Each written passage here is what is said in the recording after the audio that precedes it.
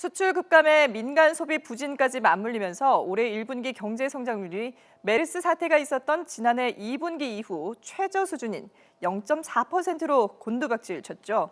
그러자 정부가 소비 진작을 위해 임시 공휴일 카드를 빼든 건데요. 현대경제연구원에서 지난해 8월 14일 임시 공휴일의 경제적 효과를 따져봤더니 5조 1,600억 원에 달했습니다. 생산 유발액 3조 8,500억 원과 부가가치 유발액 1조 3,100억 원을 더한 금액입니다. 실제로 당시 사흘간의 황금 연휴에 백화점 매출은 한 주 전과 비교해 7% 증가했고 면세점과 대형마트 매출도 각각 17%와 26% 뛰었습니다. 이 밖에도 고속도로 통행량은 5.5%, 외국인 입국자 수는 8.5%가 늘었습니다. 하지만 올해는 하루 더 긴 나흘간의 연휴로 해외여행을 계획하고 있는 사람도 늘고 있습니다. 특히 근거리 해외여행 상품이 인기를 끌고 있는데요. 홍콩, 마카오 패키지 상품 판매량은 직전 주보다 22% 늘어 1년 전에 2.7배를 기록했습니다. 중국, 대만 패키지, 괌, 사이판, 팔라우 패키지도 모두 2배 이상 늘었습니다.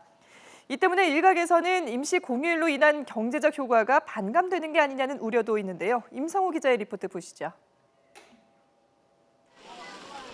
이번 임시 공휴일 지정은 침체돼 있는 내수 경기에 활력을 불어넣을 것으로 기대됩니다. 실제로 지난해 광복절 전날 임시 공휴일로 생긴 사흘간의 연휴에는 1조 3천억 원가량의 부가가치가 발생했습니다. 임시 공휴일 지정을 건의한 대한상공회의소는 환영의 뜻을 드러냈습니다.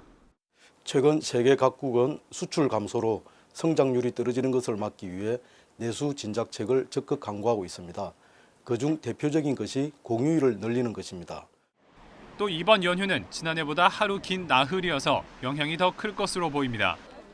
이미 초중고교 대부분이 5월 6일을 재량 휴일로 정했고 5월 14일까지 봄 여행 주간을 맞아 숙박시설과 음식점들은 큰 기대를 걸고 있습니다. 하지만 해외여행이 늘어날 경우 내수 진작 효과가 반감될 수 있습니다. 재계의 태도 변화를 비판하는 목소리도 있습니다. 한국경영자총협회 등 재계는 지난 2013년 대체 휴일제가 도입될 때 생산성 악화와 근로수당 부담을 들어 반대했습니다. 이것이 임시 방편이나 혹은 단발적인 사안으로 끝낼 것이 아니라 법정 노동시간 35시간 단축이라든지 연장 노동을 제한해서 보다 근본적인 노동시간 단축 대책이 필요할 거라고 봅니다. 열흘도 채 남기지 않고 지정된 임시 공휴일은 지난해와 같은 소비 촉진으로 이어질 가능성이 크지만 장기적인 관점에서의 경제 효과는 미지수로 남아 있습니다. YTN 임성호입니다.